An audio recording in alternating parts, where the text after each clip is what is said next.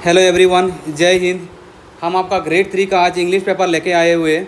उससे पहले हमने ये पेपर का मैथ सेक्शन हमने आपको प्रोवाइड करा दिया। आप हमारा प्लेलिस्ट में जाके लास्ट जो वीडियो होगा आपको हमारा मैथ सेक्शन आप पूरा देख सकते हैं। बड़ा मज़ेदार पेपर था और इसी पेपर का कंटिन्यूएशन में आज हम आपका इंग्लिश सेक्शन हम आपको करा रहे हैं। आई होप आपको ये वाला इंग्लिश लेक्चर भी आपको अच्छा लगेगा। अपने मैथ्स लेक्चर को बहुत अच्छा सपोर्ट दिखाया। Thank you so much everyone, अब आपने हमें इतना अप्रिशिएट करने के लिए। तो चलिए सर, हम शुरू करते हैं। जो लोग नए हैं इस चैनल में, आई वेलकम यू ऑल। आप चैनल को ज़रूर सब्सक्राइब करके रख दीजिए ताकि आने वाला जो भी नोटिफिकेशन है प्रीवियस ईयर क्वेश्चंस का, वो सारा नोटिफिकेशन आप सबको मिल जाए, ठीक है। और इसका पीडीएफ का ऑलरेडी हमने ये ये पीडीएफ ऑलरेडी हमने हमारा टेलीग्राम चैनल में ऑलरेडी हमने अपलोड करा दिए। इसका ग्रुप, ये वीडियो का डिस्क्रिप्शन में जाएंगे तो टेलीग्राम चैनल का लिंक मिल जाएगा, तो हमारा टेलीग्राम चैनल ज्वाइन करके आप वहाँ से पीडीएफ ले सकते हैं, ठीक है सर। तो चलिए, हम ये वाला आपका डाइट ग्रेड 3 का कुछ एग्ज़ाम था। यहाँ पे आपका वो एग्ज़ाम का कुछ लेबोरेटरी असिस्टेंट फिर ये डाइट वगैरह का कुछ था, पोस्ट हमारे लिए इम्पोर्टेंट नहीं है। हम डायरेक्ट जाएंगे इंग्लिश में। और इंग्लिश हमारा कहाँ से शुरू हो रहा है? हमारा इंग्लिश शुरू हो रहा है ये वाला 21 से, ठीक है। 21 से लेके 45, मतलब नियर अबाउट आपका 25 क्वेश्चंस होगा इंग्लिश का, ठीक है। तो हम अभी आपके साथ डिस्कस करेंगे। क्वेश्चन नंबर 21 आपका क्या बोल रहा है, देखिए। क्वेश्चन नंबर 21 आपका बोल रहा है कि पेटिशन का मतलब क्या है, वो आपका बताना था। Choose the one which best expresses the meaning of the given word. आपको वो सिनोनिम्स बताना था, ठीक है ना। आपको मेरी सिनोनिम्स बताना है। तो पेटिशन, हम पेटिशन फाइल करते हैं तो रोटेशन तो कोई सेंस ही नहीं बनेगा। फिर वोकेशन रोटेशन आपको पता है ना, एक के बाद दूसरा। वोकेशन मतलब एक वोकेशनल पीरियड में आप जा रहे हो। प्रोटेस्ट तो नहीं होता। प्रोटेस्ट का मतलब होता है आप किसी के अगेंस्ट में जा रहे हो, लेकिन पेटिशन का मतलब अगेंस्ट नहीं होता है। ये राइट आंसर हो जाएगा आपका अपील, ठीक है। फिर उसके बाद फिर हम आगे बढ़ेंगे 22 में क्या बोल रहा है कि ऑब्स्ट्रूसिव जो वर्ड आया है, ये आपका आया हुआ है ऑब्स्ट्रूस वर्ड से। और ऑब्स्ट्रूस वर्ड का मतलब होता है किसी को दिक्कत देना, किसी को डांटना, किसी को दिक्कत देना, किसी को बीच बीच में टोकना, इसको बोलते हैं ऑब्स्ट्रूस। और ऑब्स्ट्रूस से आया हुआ है ऑब्स्ट्रेसिव, तो दिक्कत देना मतलब किसी को आप इंटरफेयर कर रहे हो। वो किसी बात बोल रहा है, आपको कुछ समझा रहा है, लेकिन आप उसको दिक्कत कर रहे हो, बार बार उसको टोक रहे हो, तो that is something interfering. Professional तो नहीं होगा। इम्पीडेंट मतलब इम्पेशेंट, आप पे कुछ पेशेंस है ही नहीं, तो वो भी नहीं होगा। इंसिडेंटल मतलब होता है बीच बीच में कभी अचानक देख लिया, वो भी नहीं बनेगा। तो राइट आंसर हो जाएगा आपका इंटरफेयरिंग, ठीक है।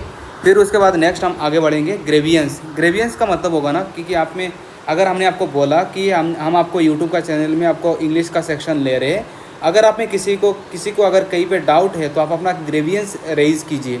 ग्रेवियंस रेज़ करना मतलब अगर आप में कोई डाउट है, कहीं पे प्रॉब्लम है, तो ये कहीं पे प्रॉब्लम है तो आप उसको प्रॉब्लम को रेज़ कीजिए। तो प्रॉब्लम को रेज़ करना, इसका मतलब कंप्लेन करना। मिजरी मतलब होता है लॉ, मिजरी का मतलब होता है बहुत दुख में होना, पीड़ा में होना। ईगरनेस का मतलब होता है किसी के बारे में जानना। अटेंशन मतलब होता है कि अटेंशन सीकर, आप किसी को आप किसी का अटेंशन लेने के लिए कोशिश कर रहे हो, किसी का ध्यान लेने के लिए कोशिश कर रहे हो। तो ग्रेवियंस का राइट आंसर हो जाएगा आपका कॉम्प्लेंट, ठीक है। फिर उसके बाद नेक्स्ट हम आगे बढ़ेंगे। एंटीसीडेंट, जैसे कि मान लीजिए मैंने बोला 2 नंबर है ए और बी, तो बी का एंटीसीडेंट हो जाएगा ए। एंटी मतलब पहला वाला, ठीक है। और फिर बी होगा ए का सक्सेसर। पहले वाला को बोलेंगे एंटीसीडेंट और बाद वाला को बोलेंगे आप सक्सेसर, ठीक है। तो नॉर्मल कोई सेंस नहीं बन रहा है, ऑपोजिट तो नहीं होगा, एड्रेस भी नहीं होगा, तो एंटीसीडेंट का मतलब हो जाएगा आपका प्रायर, ठीक है सर। तो चलिए, फिर उसके बाद नेक्स्ट हम आगे बढ़ेंगे। उसके बाद फिर हम आगे प्रीपोजिशन में। Choose the correct alternatives to fill in the blanks. तो आपको ब्लैंक फिलअप करना है। तो अब नेक्स्ट आगे बढ़िए। क्वेश्चन नंबर 25 क्या बोल रहे हैं, देखिए। I congratulate him dash his success. Congratulate के बाद हमेशा आप ध्यान रखिए, आप याद रखेंगे, हमेशा कॉन्ग्रेचुलेट के साथ ऑन आएगा, ठीक है। तो I congratulate him on his success dash. Next question number 26 देखिए क्या हो रहा है। 26 में क्या बोल रहा है, ही dash the station after the train had left. ये आपको पता होगा, पास्ट परफेक्ट है, ये काफ़ी एक फेमस एग्जाम्पल है। हमेशा ये टेंस पढ़ाते समय ये टीचर हमें ये चीज़ समझाते हैं। तो 26 का आंसर हो जाएगा he reach the station after the train had left. Train जाने के बाद वो स्टेशन जाके पहुँचेगा, ठीक है। फिर उसके बाद नेक्स्ट आप आगे बढ़ेंगे। नेक्स्ट क्वेश्चन नंबर कितना हो रहा है 27 में आपका क्या बोल रहा है, I have dash money and I can not by it. I have dash money and I can not by it. Right answer हो जाएगा little. I have little money and I can not by it. तो इसका मतलब ये थोड़ा आप समझ लीजिए। साम कहाँ पे होगा, जिसका आप मेज़र नहीं कर सकते हो वहाँ पे आएगा which can not be measure. जिसको आप मेज़र नहीं कर सकते हो ना, इसमें आएगा आपका साम। जैसे आई नीड सम हेल्प, मुझे कुछ हेल्प चाहिए। क्या हेल्प चाहिए, कितना हेल्प चाहिए वो नहीं पता, लेकिन मुझे कुछ हेल्प चाहिए, तो आई नीड सम हेल्प। तो अगर किसी को अगर, लेकिन मानी तो ये काउंटेबल है ना, तो काउंटेबल के लिए आपका साम नहीं लगेगा। द लिटिल कब लगेगा, देखिए मैंने बोला I have dash money to buy a 10 rupees 10 pen. मेरे पास जितना है इतना ही है। एक पेन का दाम है 10 रुपया, आपके पॉकेट में है 10 रुपया, तो अगर जितना दाम होगा और अगर इतना ही आपके पॉकेट में है, तो उस कंडीशन में आप यूज़ करेंगे द लिटिल। तो I have the little money to by ₹10। में जितना रुपीज़ का पेन है इतना ही रुपीज़ का मेरे पॉकेट में है, तो मैं ले सकता हूँ। तो इस कंडीशन में आप यूज़ करेंगे द लिटिल। तो यहाँ पे भी वो चीज़ नहीं बनेगा, क्योंकि वो तो मैं ख़रीद ही नहीं पा रहा हूँ। आप आ जाइए ए लिटिल और द लिटिल, मतलब ए लिटिल और ओनली लिटिल में ए लिटिल आएगा जो वर्ड में अगर आपका पॉजिटिव सेंस बनेगा। पॉजिटिव सेंस कैसे, a little, I have a little money to, I have a little money, ये बड़ा कन्फ्यूजिंग है। I have a little money to buy this pen, to buy this ₹10 pen. चीज़ को समझिए, मेरे पास कुछ पैसा है कि मैं वो 10 रुपया पेन ले सकता हूँ। कितना है वो नहीं पता। द लिटिल से थोड़ा ज़्यादा, द लिटिल मतलब जितना है इतना ही, to be very specific. The का मतलब होता है ना specific. The Himalaya is the highest mountain, तो हिमालय इज़ वेरी स्पेसिफिक, ये हाईएस्ट माउंटेन है, तो द आएगा स्पेसिफिक। लेकिन यहाँ पे तो स्पेसिफिक नहीं बोला ना, मैंने एग्जांपल में मैंने बोला 10 रुपीज़ का एक पेन है, लेकिन मेरे पास कुछ पैसा है। ये करोड़ तो 1 करोड़ पैसा नहीं है, लेकिन थोड़ा कुछ पैसा है जिससे मैं ये पेन ले लूँगा, तो ये आ जाएगा आपका ए लिटिल। तो ये पॉजिटिव सेंस दे रहा है, मैं पेन ले पाऊँगा, that is my positive sentence. और पॉजिटिव सेंस में आपका आएगा ए लिटिल, ठीक है। आगे बढ़िए। अगर कहीं भी अगर आपका negative, I can not by it, negative sense, मैं ले नहीं सकता हूँ, मतलब मेरा निगेटिव सेंस बता रहा है। अगर निगेटिव सेंस अगर आपका बताएगा तो आपका आएगा little. I have little money, मेरे पास वो पैसा नहीं है जिससे मैं ये ले सकता हूँ। अगर होता तो मैं ले लेता, है ना। तो अगर ले पाता तो ए लिटिल आता, नहीं ले पा रहा हूँ नेगेटिव सेंस से, तो लिटिल आएगा। बहुत अच्छा, आई होप आपको ये कॉन्सेप्ट आपको क्लियर हो गया होगा। आज के बाद कभी आपको little, a little, the little ये सब में कभी दिक्कत नहीं होगा, मैं ऐसे मान के चल रहा हूँ, ठीक है। फिर उसके बाद आप आगे बढ़िए। क्वेश्चन नंबर कितना था आपका यहाँ पे 27। बहुत अच्छा। अब ये आ जाइए कहाँ पे 27, फिर आप आ जाइए 28। आई डैश हिम येस्टरडे, ये तो बड़ा आसान था। आई मेट हिम येस्टरडे, मैंने ना उससे कल मिला था, ठीक है। फिर उसके बाद आप आ जाइए question number 29। He dash from jaundice when he was interviewed, तो आपका आंसर हो जाएगा he was suffering from. Suffering के साथ हमेशा प्रीपोजिशन आएगा आपका फ्रॉम आएगा, ठीक है। तो he was suffering from jaundice, बड़ा आसान क्वेश्चन था। फिर उसके बाद नेक्स्ट आप आगे बढ़ेंगे। ये काफ़ी स्टैंडर्ड क्वेश्चन मुझे लगा, इंग्लिश का काफ़ी एक अच्छा पेपर मुझे लगा। तो फिर उसके बाद आप आगे बढ़िए क्वेश्चन नंबर 30। क्वेश्चन नंबर 30 में क्या बोल रहा है, देखिए बैचलर। बैचलर का मतलब होता है, जो अनमेरिड मैन होगा ना, तो अनमेरिड मैन को आप बोलेंगे बैचलर। और अनमेरिड वोमेन जो होते हैं ना, अनमेरिड वोमेन को आप बोलेंगे स्पिनस्टर होते हैं। स्पिनस्टर का मतलब होता है स्पिनस्टर का मतलब होता है आपका अनमेरिड ब्यूटीफुल वोमेन, या खूबसूरत लड़की जिनका शादी नहीं हुआ, इनको बोलेंगे आप स्पिनस्टर, ठीक है। ये हो गया आपका राइट आंसर। उल्टा करना है आपको, अपोजिट जेंडर लेना है। फिर उसके बाद आपका आ जाएगा स्टैग। तो देखिए स्टैक का मतलब क्या है बता दीजिए। तो अगर आपको यहाँ पे अगर आपका स्टैक बता रहा है तो यहाँ पे स्टैक का उल्टा हो जाएगा आपका 31, स्टैक का उल्टा हो जाएगा आपका हिंड। ये होता है आपका स्टैक होता है आपका मेल डियर, मेल डियर को बोलेंगे आप स्टैक, और फीमेल हिंड को बोलेंगे आप फीमेल हिंड को बोलेंगे आप डियर। ठीक है, ये काफ़ी कन्फ्यूजिंग है, आप एक बार ये ज़रूर देख लेंगे क्योंकि इससे एक क्वेश्चन आना तय है। ये अपोजिट जेंडर वाला को लेके काफ़ी अच्छा क्वेश्चन बनता है, और एक क्वेश्चन आप एक्सपेक्ट कर सकते हो ये जेंडर से। ठीक है, फिर उसके बाद आप आ जाइए ड्रेक में। ड्रेक का मतलब होता है मेल डक, मेल जो डक होता है ना, मेल डक को बोलेंगे आप ड्रेक, और ये फीमेल डक को बोलेंगे हम ड्रेक बोलेंगे, और इसका ऑपोजिट होता है फीमेल डक। फीमेल डक भी बोला जाता है और ओनली डक भी बोलते हैं, दोनों सही है। फीमेल डक बोलिए या फिर ओनली डक बोलिए, तो ड्रेक का उल्टा हो जाएगा डक। ठीक है, फिर उसके बाद आप आगे बढ़िए। अगेन हार्ट, हार्ट का मतलब होता है कि अगेन मेल डियर होगा, ये भी मेल डियर ही है। मेल डियर को बोलेंगे आप हार्ट, और इसका उल्टा आपका हो जाएगा रॉ, ये हो जाएगा आपका फीमेल, अपोजिट वाला फीमेल डियर हो जाएगा आपका रॉ। तो आंसर हो जाएगा आपका 33 का आंसर हो जाएगा आपका डी। फिर उसके बाद आप आ जाइए मॉन्क। मॉन्क तो आपको पता होगा ना, वो मॉन्क जहाँ पे मंदिर मस्जिद में जो लोग रह के मतलब पूजा वगैरह करते हैं, जो जिनका एक रहने का जगह है, वो जो रह सकते हैं उनको बोलते हैं मॉन्क। और मॉन्क का उल्टा हो जाएगा नन, मतलब जो रिलीजियस वगैरह एक्टिविटी नहीं करते, इधर उधर घूमते रहते इसको, तो मॉन्क का उल्टा हो जाएगा आपका नन।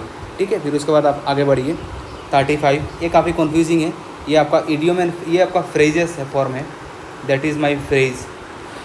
और फ्रेजेस काफ़ी कन्फ्यूजिंग भी होता है, ये हमने गूगल से भी चेक किया, अपने टीचर से भी डिस्कस किया, काफ़ी सारा डिस्कशन के बाद हम ये आंसर लेके आए। उम्मीद है इसमें ये आप पूरा आंसर सही, ये पूरा की हमारा सही होगा, हमें ऐसा लगता है। और हमने काफ़ी टीचर से काफ़ी रिसर्च करने के बाद हम ये फ्रेजेस वगैरह हम आपके सामने लेके आए। तो 35 का क्या बोल रहा है देखिए, a dash of trees, a bunch of trees नहीं होता। फिर उसके बाद फ्लॉक तो एनिमल के लिए आता है, ट्रीज़ के लिए फ्लॉक नहीं आता है। ठीक है, फिर उसके बाद आप देखिए 35 में क्या बोल रहा है, ए फॉरेस्ट ऑफ ट्रीज़ होगा। ठीक है, ए फॉरेस्ट ऑफ ट्रीज़ होगा, ए जंगल ऑफ ट्रीज़ कोई सेंस नहीं बन रहा है, ए जंगल ऑफ ट्रीज़ भी बोलते हैं लेकिन फॉरेस्ट ज़्यादा अप्रोप्रिएट है और हम श्योर है। फिर उसके बाद नेक्स्ट आप आगे बढ़िए 36, a dash of paper, a sheet of paper होता है। ठीक है, ए शीट ऑफ पेपर होता है। फिर उसके बाद फिर नेक्स्ट हम आगे बढ़ेंगे, और अगर हम नेक्स्ट अगर आगे बढ़ेंगे तो आगे क्या बोल रहे हैं देखिए, ए डैश ऑफ है। ये है का मतलब क्या होता है, वो जो मतलब है ना, अभी जो जैसे कि हमारा मतलब वो फार्मिंग वगैरह हो रहा है, जैसे मतलब वो मतलब पेड़ वगैरह लगा रहे हैं ना, तो वहाँ पे फिर उसके बाद वो राइस को ले जाएंगे, मतलब फिर वहाँ पे वो जो मतलब वो गाय वगैरह को खिलाने के लिए जो निकलता है ना, उसको है बोलते हैं। ठीक है, वो जो सूखा हुआ पत्ता जो होते हैं है ना, उसको बोलते हैं है। और है के साथ दैट इज़ फिक्स्ड, ये मुझे भी नहीं पता था, ये होगा आपका बेल ऑफ है, ये बेल ऑफ है होता है, दैट इज़ फिक्स्ड। नेरा जो बोलते हैं बंगाली में, ये बेल ऑफ है। फिर उसके बाद आप आ जाइए 38 में। 38 में क्या बोल रहा है, ब्लो आउट। ब्लो आउट का मतलब होता है मतलब पूरा अचानक कुछ हो गया, मतलब कुछ लग गया, कुछ हो गया अचानक, तो रिलीज़ तो नहीं होगा। डिस्ट्रॉय तो सेंस से नहीं बन रहा है, वाइप भी नहीं बन रहा है। राइट आंसर हो जाएगा आपका douse, douse will be the right answer. मतलब अचानक मेरा दिमाग का वो हो गया, मतलब अचानक मेरा ब्लो आउट हो गया, बहुत अच्छा कुछ एक मतलब न्यूज़ मिला आपको, ब्लो आउट हो गया आपका mind. Call over, call over का मतलब होता है कि आप किसी को जाते हुए आप देख रहे हो, तो अचानक अपने फ़ोन उठाए और अपने उसको कॉल किया, तो हम बोलते हैं ना, I am calling you over some, please stay for some time, I will be there in within hour 2 hours या 3 आवर्स, जो भी बोलिए। तो हम आपको रुकने के लिए बोल रहे हैं, ताकि आप यहाँ तक इतने टाइम के लिए आप रुक जाए, फिर उसके बाद हम आपसे मिलने के लिए आएंगे। तो कॉल ओवर का आपका आंसर हो जाएगा स्टॉप ओवर। ठीक है, फिर उसके बाद नेक्स्ट आप आगे बढ़िए 40 का क्या बोल रहा है देखिए, डू अप। डू अप का मतलब होता है कि जैसे आपने मान लिया आपने कोई ऑर्नामेंटल कुछ चीज़ वगैरह आपने लिया है, तो अगर आपने कोई ऑर्नामेंटल चीज़ वगैरह लिया है तो आप उसको ना अच्छे से सजा रहे हो, आप अच्छे से उसको सजा रहे हो। अगर उसको आप अच्छे से अगर आप सजा रहे हो, then you are putting it into order, you are putting this into order. ठीक है, फिर उसके बाद नेक्स्ट हम आगे बढ़ेंगे 41 में क्या बोल रहा है, fall in with. We fall in with, एक तो होता है we fall in love with someone. तो फॉल इन विथ का मतलब होता है लव, और हम अगर किसी से को पसंद करते, लव करते, then we are basically agree with his और हर स्टेटमेंट। तो ये बेसिकली मतलब ये फॉल इन विथ का मतलब लव भी होता है, और फॉल इन विथ का मतलब एग्री भी होता है, दोनों होता है। लेकिन जब यहाँ पे लव है नहीं तो हम एग्री विथ के साथ हम जाएंगे, ठीक है। फिर उसके बाद हम नेक्स्ट आगे बढ़ेंगे। क्वेश्चन नंबर 42 क्या बोल रहा है देखिए, स्टैंड आउट। स्टैंड आउट का मतलब ये होगा कि हम अगर आपको बोलेंगे कि you are standing out from everyone else. मान लीजिए कोई एक क्लास में अगर 50 बच्चा है, तो उस आउट ऑफ दिस 50 स्टूडेंट्स, उसमें से एक बच्चा कोई बाहर मतलब आउट ऑफ द बॉक्स कुछ आपसे पूछ रहा है या फिर आपसे कुछ डिमांड कर रहा है कि पूरे क्लास को वो रिप्रेजेंट कर रहा है, वो क्लास के बारे में कुछ आपको बता रहा है, तो that is something that he is standing out. तो स्टैंडिंग आउट आपका चैलेंज भी होता है, रिप्रेजेंट भी होता है, दोनों सही है। लेकिन आप स्टैंड आउट मतलब ये ना बाकी लोगों से सबसे हट के आपको बोला कि ऐसे कैसे होगा, ऐसा नहीं होना चाहिए, तो आपको वो चैलेंज कर रहा है। तो स्टैंड आउट का मतलब बेसिकली ज़्यादातर प्रेफरेबली चैलेंज वर्ड यूज़ किया जाता है। लेकिन अगर हमारा यहाँ पे चैलेंज नहीं दिया रहता तो हम रिप्रेजेंट के साथ जाते, ठीक है।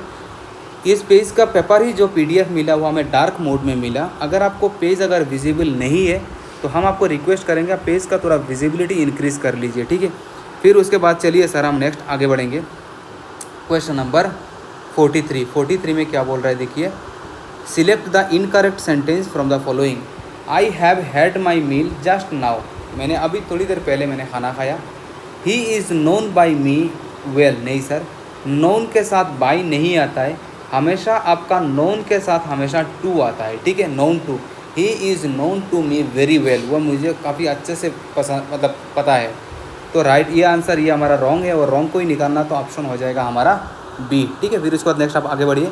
क्वेश्चन नंबर 44 आपके सामने ये रहा, चूज़ द करेक्टली स्पेल्ड। आपको करेक्ट वर्ड निकालना है, और करेक्ट वर्ड अगर हमें निकालना है तो करेक्ट वर्ड होगा हमारा प्रोनाउंसिएशन। हम प्रोनाउंसिएशन बोलते हैं, प्रोनाउंसिएशन नहीं होता है, प्रोनाउंसिएशन होता है, प्रोनाउंसिएशन होता है, ठीक है। फिर उसके बाद नेक्स्ट हम आगे बढ़ेंगे। क्वेश्चन नंबर 45 ये इंग्लिश का लास्ट क्वेश्चन है, 25 क्वेश्चंस का लास्ट क्वेश्चन है। A baby goat is called what. A baby goat को आप क्या बोलेंगे, ये हम आपके ऊपर छोड़ रहे। आप हमें कमेंट सेक्शन में ज़रूर बोलेंगे कि इसका आंसर आपका क्या आ रहा है। हमने आपको 24 आपको आंसर बताया, आप हमें आपका आंसर हमें ज़रूर बताएंगे ताकि हमें आपको समझ में आए कि आप अपने लास्ट तक ये वीडियो को ज़रूर देखा है, ठीक है। अगर आपने वीडियो को अगर आपको अच्छा लगा तो आप हमें लाइक और शेयर ना करना भूलिए। आप हमें ज़रूर अपना सब्सक्रिप्शन देके आप हमें सपोर्ट दिखाएंगे। इसी उम्मीद के साथ हम आपसे विदा लेते, मिलेंगे बहुत ही जल्दी अगले वीडियो के साथ। तब तक के लिए अपना ध्यान रखिए, अच्छे से प्रिपरेशन लीजिए। Take care, bye bye.